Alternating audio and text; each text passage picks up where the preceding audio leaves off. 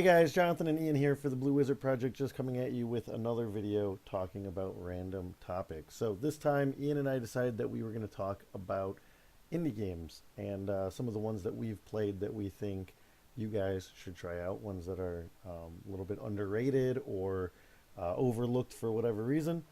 So yeah, we'll get started with that. So Ian, why don't you go with your first one first?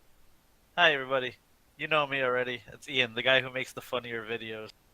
The shittier videos. Oh, we're not supposed to swear in these. I'll blank that out.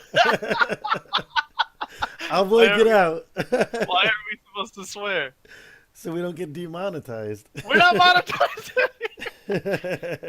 One day we might want to be monetized, and if we So do, this one video won't be.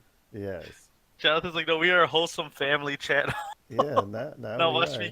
watch me curse at Mega Man for 30 minutes. As long as they click on the right playlist, it doesn't matter. True. So the first game, the first game I actually want to talk about because we're talking about indie games that we're pretty into. So one is actually one that I had to play for the Blue Wizard Project, and I'm going to talk about Bot Vice. This is where the part where John would probably put a picture of it Yeah, or a there'll little be bit of pictures gameplay going on here. or Hopefully. gameplay. You could use my gameplay video. No, I'll put someone good at it. Ah, but I had to play it for someone's request. I think it was the under-dollared indie game was one. Yeah, that's what it was. That was Matt. Yeah, He and picked it. that game ended up being super fun. It's pretty short. You could beat the game in like an hour, maybe. Um, Wait, could I beat it in an hour? wow. Sorry, I've been cleaning all day, so It's it's okay. getting all I'll dusty. cut those out of the video, so it doesn't matter. Could Jana beat it in an hour? No, Jana can beat it in one bottle of shoju. So however long that takes. Honestly, the That's game not wasn't too super bad. hard. It definitely has a scaling difficulty. The last level is I'd say a jump from the ones before, but I don't think it's anything too difficult that a normal person wouldn't be able to beat through because it's very forgiving. Like if you die, you basically just start instantly. Why didn't Um, I choose that game then? what did you I get? took the 5 hour one, Oh, Tesla Grad, but I haven't played it yet. But I've heard good uh, things about it. But that's not on this well, list. That's not one of the ones we're talking about. yeah, but I didn't know what Bot Vice was at all. But it's kind of, I mean, if you watch the video about it, but it's kind of like it reminds me of what was the game? I said it in the video, the Super Nintendo game that you're Annie Oakley and another cowboy is shooting. Um, Um, do you know what I'm talking about? Sunset Riders. No, not Sunset Riders. Wild Gun. Wild Gun. Did you ever Gotcha. play Wild Guns? No, I did not. Oh, it reminds me a lot of Wild Guns. Players in it too, but it's you know you use cover, you roll, you're just shooting everyone on the screen trying to just beat the level. Levels in themselves about a minute long, but that's without dying. So you're looking at a few tries. Like I said, I beat it in probably two full sittings. But if you like quick action games and are looking for something cheap, and that's not going to take too long, because I know a lot of people don't have a lot of time, I definitely would give it a check out. The story is not really important. It's very like 1990s video game story. Robots are being assholes, and you got to stop them with your robot arm. Yeah, the main Ain't chick has a robot that the arm. truth? It's like Mega Man, but it doesn't get bad in 7 games. That you know of. They still haven't put out Bot Vice 2 through Two through 7. 7. That's true. All right. But I really like. I just want to say I really like the art style. Very like old school sprite, and I like the soundtrack. You know, it's that kind of old synth music soundtrack. So all in all, like it's well worth. I would have paid probably $5 for the game, maybe even 10. Whoa. Whoa, Whoa, I big know. baller shot No, caller over here. no, it's too short for that. I would definitely have paid 5 though. Yeah. Yeah, I think that's going to be a theme for a lot of these games is that they're not particularly expensive. Some of them, I think, you can just download. We'll get to those later. But yeah, the second game we're going to talk about is Hammerwatch. And this is one that in my group of friends we love to play. It is a great game. It is basically like an old school dungeon crawler. Think like Gauntlet or a very, very, very scaled down version of Diablo, and but it's a lot of fun. The art style is again sprite based. I think that's pretty common in indie games. I don't know if it's just because it's cheaper than drawing everything or rendering everything, but very simple graphics, very simple controls. You basically have like two attacks. You have like a bomb. You get to pick your classes. It's got a bit of a roguelike, so if you get partway through and you die and your friends can't bring you back, like if you run out of lives, then you're just done. You got to start the whole game over again. The game itself takes, depending on how fast you're going, between like 5 and 7 hours to go all the way through, and you can save, which is pretty cool. But it's just a great game. Every class feels really different. Like you can play like a cleric, or you heal your friends, or warriors, or different kinds of mages. Each one has different spells. As you go through the dungeon, you find gold and stuff so that you can like buy upgrades at the stores. And it's kind of this like risk reward system where it's like, oh, like if I spend my money on upgrading my moves, then I can't buy more lives. And uh, if you, like I said, if you run out of lives, you're just done. And sometimes when you're in the boss fights, man, they really really hit you hard, and so you might burn through like a ton of lives in those fights. But yeah, it's just great. It also has this like side thing where like you can just run through the game normally, but to get the like real ending, you have to find these like planks of wood that are hidden throughout the dungeon. And yeah, it's just a great game. I think it costs like maybe $5. It goes on sale literally every single Steam sale, so like you can get it for like $2 or whatever. You can play up to, I believe it's 4 players online, and they even have some like expansion stuff.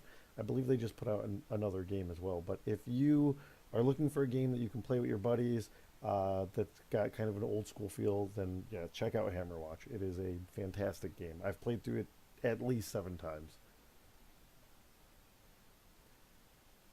You still there, Ian? Yeah, sorry, I wasn't sure if you were done with your spiel. Yeah, yeah, that's it. No, You've I've played always wanted. Hammerwatch, right? No, I have not played Oh Hammerwatch. man, I thought you'd play that one for sure. No, The I group of wanted friends that I normally play with is the same group of friends that Ian is in. I guess we just avoid him. to. To be fair, like I wasn't playing many games at all because doing all the stuff with the Depticon. I'm finally back into playing games and then jumped right into Vermintide 2 and Witcher 3. Yeah, Vermintide 2 is great. Witcher 3 I still haven't played through. I started it and then got sidetracked with some other stuff. Um, So so yeah. going back to indie games though, actually a game that I played 2 years ago when I was doing the 52 games in the thing, but I actually played it before that because I love the game. Is Recettear. I don't know if have you played Recettear? No, is this the one where you're like the shop owner? Yeah. Yeah, I've heard of it and I heard good things, but I never played it. All right. So for those who don't know, I think it's like a $15 game.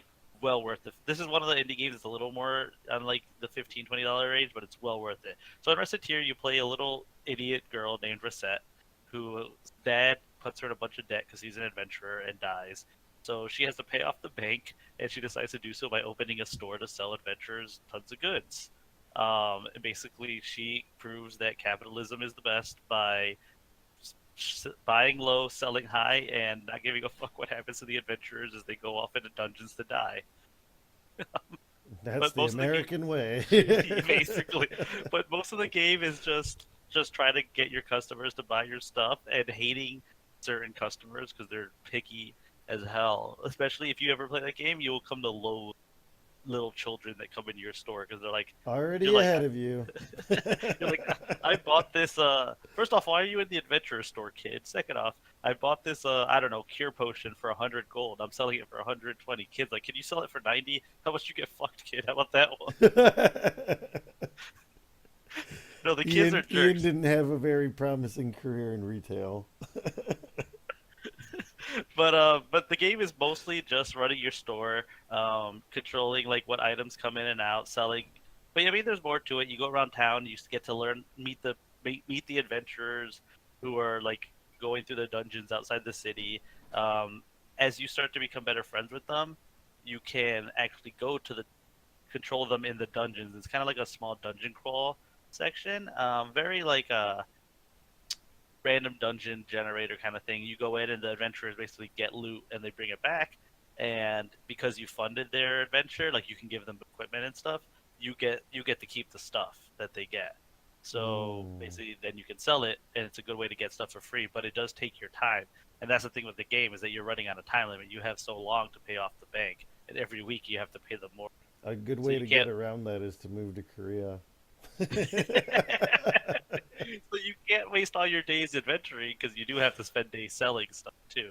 And then there are days when certain things sell more, like today, candy selling for a ton, or today, no one wants to buy metal stuff.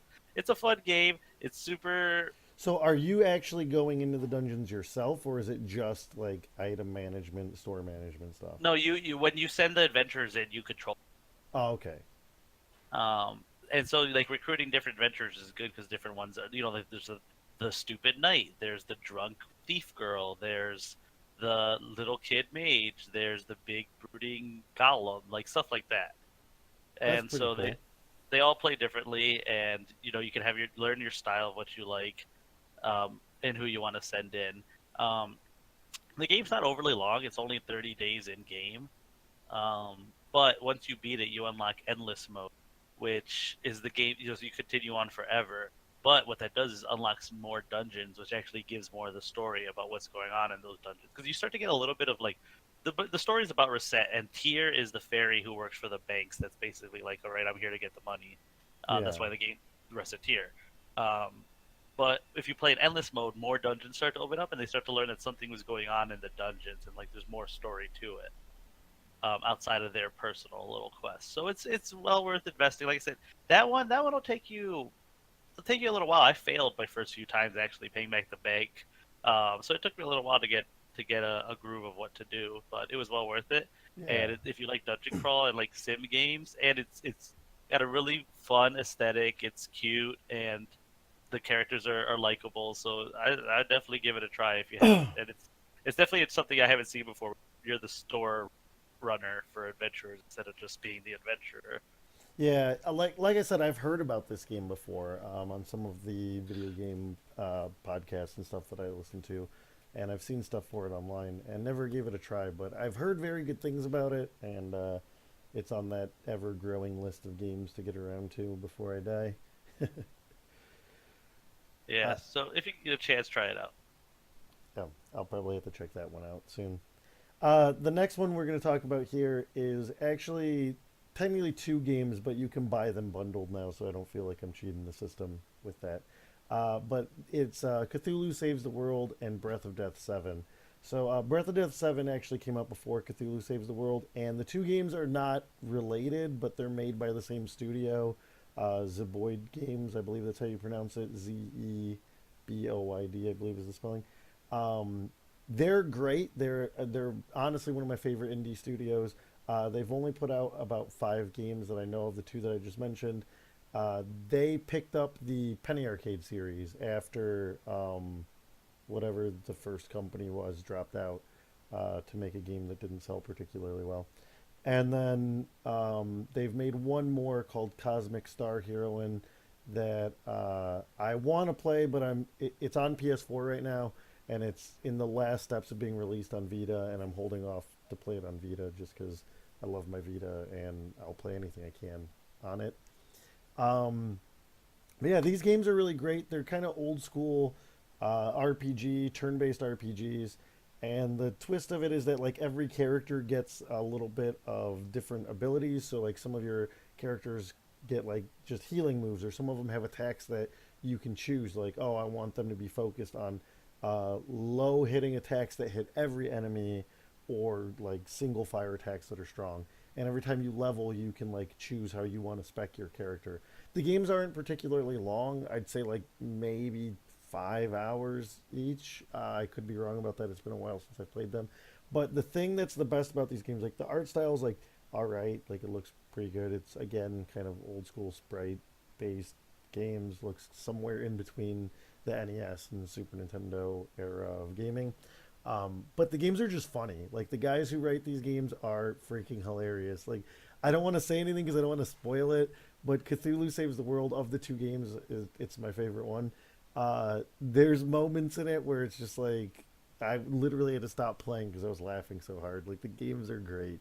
Breath of Death 7 is supposed to be like a game that kind of mocks the tropes that you see in general old school RPGs. Like, oh, I'm the hero that's the only one in my town with a different hairstyle that's like going off on a quest to save the world, and what happens with them. That's really funny. And then Cthulhu Saves the World is supposed to be that like uh, Cthulhu is a bad guy in the beginning, and something happens to him where he has to be a good guy, and it's just it's great. It's so funny. Again, they're really cheap games. I think when they go on sale, you can pick them up for like $1 for both of them, and well worth the time you can put into them. The battle systems are nothing like flashy. That studio definitely got better with their battle systems as they made more games. Like the Penny Arcade games, their battle systems are kind of based off of like Grandia 2, if you've ever played that one, with the like action meter that like you can interrupt enemy attacks and send them back to the beginning of the meter. And that one introduces a little bit more strategy and is a harder game. Cosmic Star Hero, and again, I haven't played through anything but the very beginning of it on my PlayStation, but the battle system is supposed to be very reminiscent of Chrono Trigger. But these two games, they're great, they're cheap, they're funny. I guarantee you will laugh at least once out loud while you're playing it. So definitely worth playing. Pick them up. I don't know if you've played those at all, Ian. But No, I played. I touched Breath of Death 7. I think that was the first one, right? yeah, that was the first one. Cthulhu Yeah, Saves the World is honestly better than Breath of Death 7. But yeah. I know that one came out later. Yeah, because Breath of Death 7 was an Xbox 360, wasn't it? yes, yeah. Actually, I believe both of them were. I think I played both of them on my 360, but then they later ported them to Steam. And ported them over to Steam. No, but I never finished either of them. Yeah. Cthulhu, like I said, Breath of Death 7 was good. Cthulhu Saves the World is much better. It's funnier playing as Cthulhu. It's funny because, like, he has to do, like, hero things, but he hates being a hero because he's Cthulhu. So he's just like, oh man. Like, oh, Cthulhu, thank you for saving me. He's like, yeah, I didn't really want to. Like, I didn't really want to save you. I'd really rather you died. That's really good. So, uh, the one I'm going to talk about, the last one on my list, I'm going to talk about Long Live the Queen. Um, Long Live the Queen is kind of a visual novel style game, and when you look at it, you're like, what the hell is this game? You play as a 14-year-old princess trying to become queen, and it's a visual novel. You're like, okay, so I guess I just have to be a princess, and you're like, this is dumb. And then you play, you're like, no, this is amazing, actually.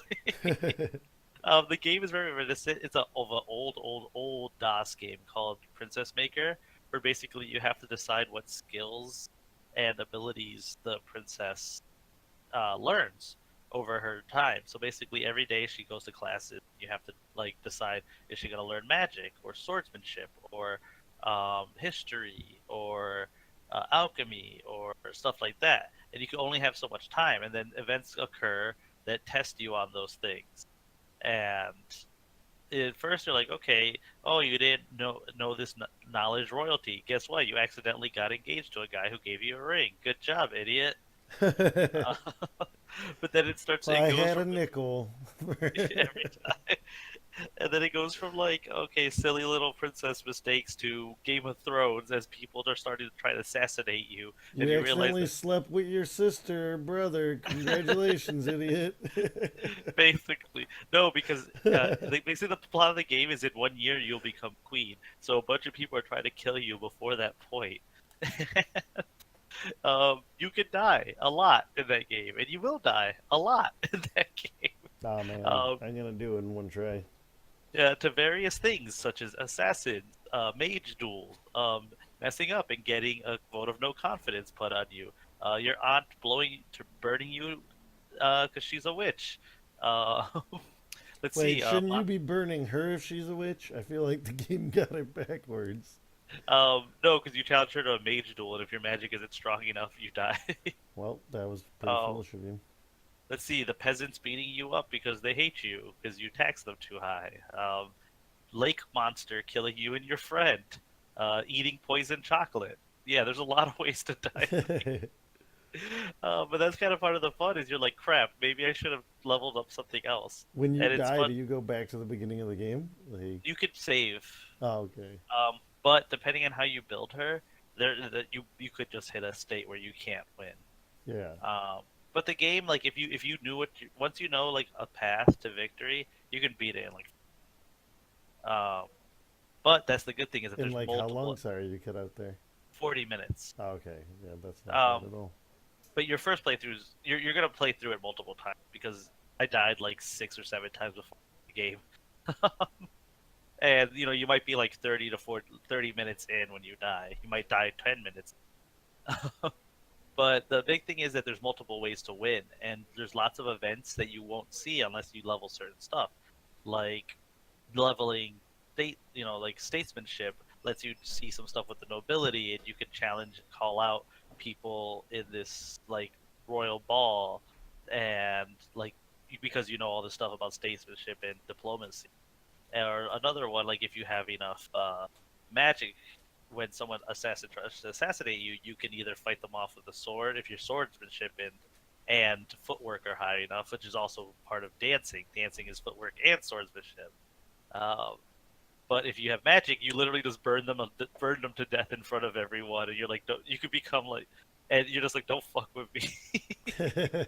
And basically, like, I think there's like 12 endings in the game where you can become like evil overlord, evil wizard queen, or like benevolent nice queen, or all different kinds. You can basically flee the kingdom because of a war that happens, and even like winning that war is weird because you can, if your magic is strong enough, you can just sink the enemy's entire fleet, or you can summon a monster, but it might eat you and stuff like that.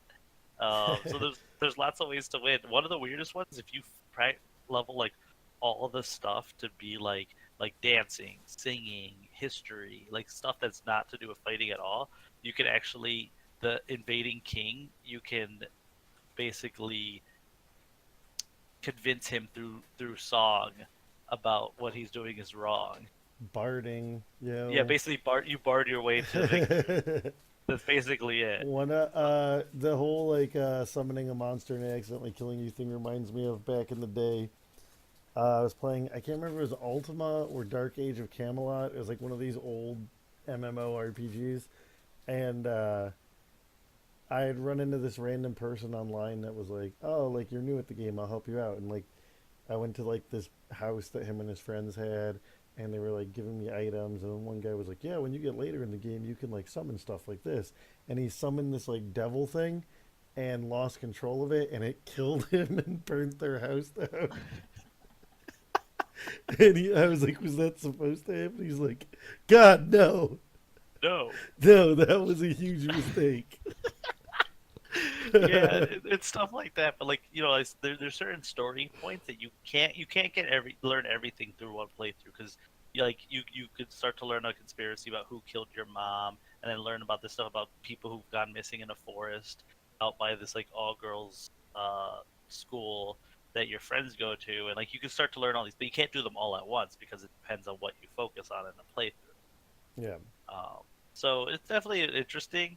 Like I said, at first you're like, "This is silly," and then you're sitting there like Games of Thrones style, drinking a glass of wine. Like, what shall I do next for my royal edict? Sounds And pretty good. it is really fun to go like the evil route where you just become sorceress supreme and Is no it one can fuck is it with all you. like menu based, like all Yeah, text? Because you said it's it's like all a graphic novel or a visual novel. yeah, it's like a visual novel. So you pick like every day you pick basically you pick what she does every week. It goes through the week and then events happen.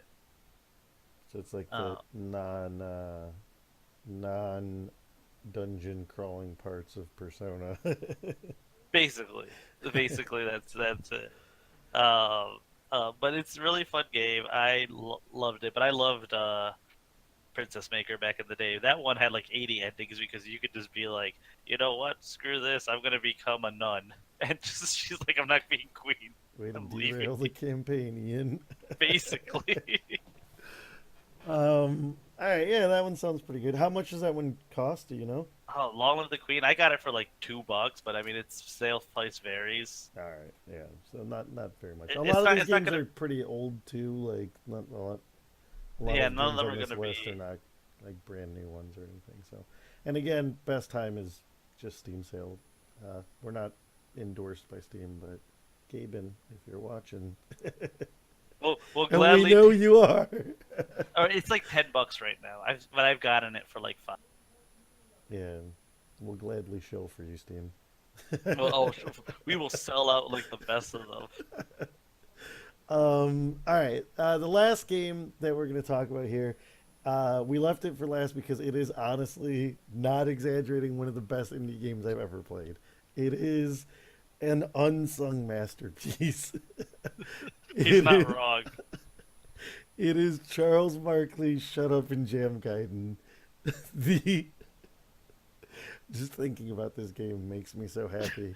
It's the plot of this game is that in the aftermath of Space Jam, Oh yeah, the you should tell you. movie Space Jam, This game is the official sequel, the unofficial sequel to both Space Jam and Charles Barkley Shut Up and Jam on the Sega Genesis. yes.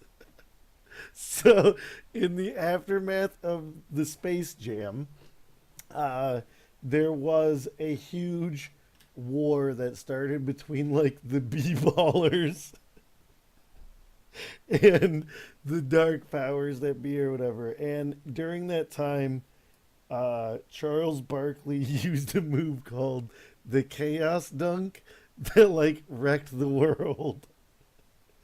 And after that, being a b-baller became illegal, and Michael Jordan joined the government in hunting down basketball players. It's so ridiculous.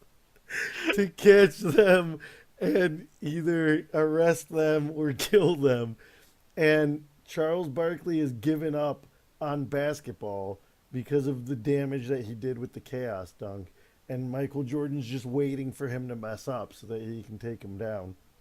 And this starts a string of events where you go on an RPG style quest through the world, trying to right the wrongs that were done, and trying to stop Michael Jordan and the group that's trying to take down basketball for all of time. And during this Don't forget game, the game takes place in Neo, New York. yeah, Neo, New York, yes, and it the battle system in this game is honestly super good. Like it's like you know in Final Fantasy VI there were like these each character had their own kind of battle thing that they could do. So like some of them were like gauges you filled up, or like Sabin's was like doing button combinations and stuff like that on your controller. Every character has something like that. Like some of their moves are like meters that go up and down, and you have to click it in the right spot. Or some of them are like hold ones, and depending on how far you hold it, depends on what they'll do. Um, but it is honestly the funniest game I've ever played. The battle system is surprisingly deep. The The music is the great. music is awesome. Like I don't know that I've ever laughed out loud. I don't even want to say the big one that I know you're already thinking of, Ian, the special cameo bad guy. No, When you see him, you will know. the game is It hilarious. is it is a masterpiece.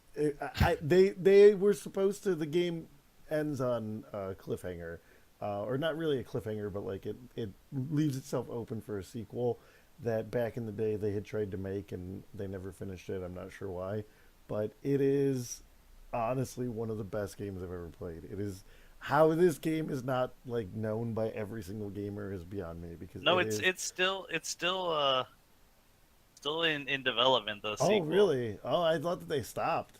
No, because the first one is called Chapter One of the Hoops Barkley Saga, and the Yeah, second game is Hoops Chapter Two. Hoops Barkley is Charles Barkley's kid in this game. Like, Yeah, because Part Two uh is Tales of Games presents Chef Boyardee's Barkley Shut Up. No, that's the first one. Shut Up and Jam Guide in Chapter One of the Hoops Barkley Saga. It's do yourself do yourself a favor. Go get this game. I don't even think you have to. I think this one's free, isn't it? Wasn't it It is released free. It free? is free. Yeah, you don't even have to pay for it. Go download this game, play through it. I promise you, you will love it. It is. Oh, it's so good. It's so good.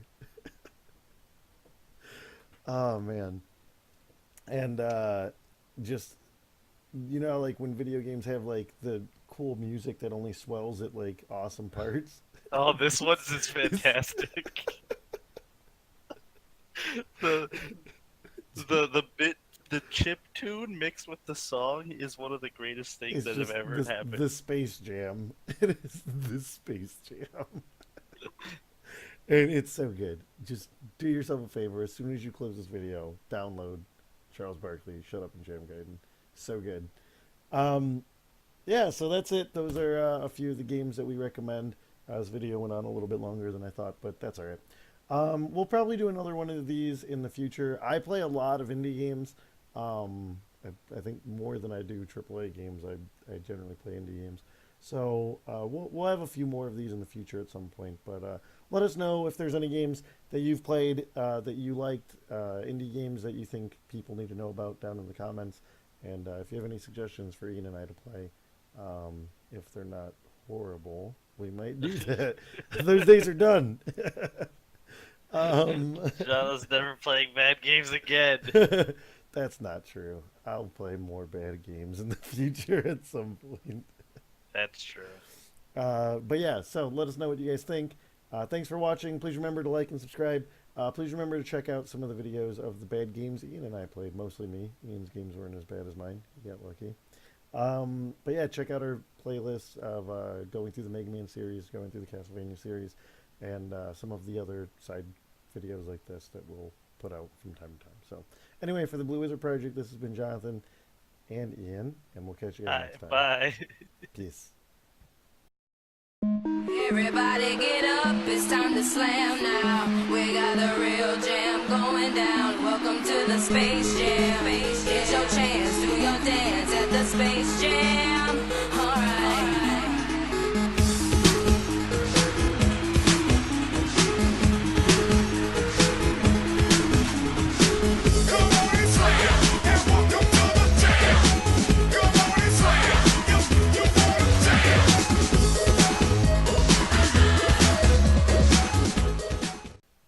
Can you say something just so I can make sure OBS is recording it?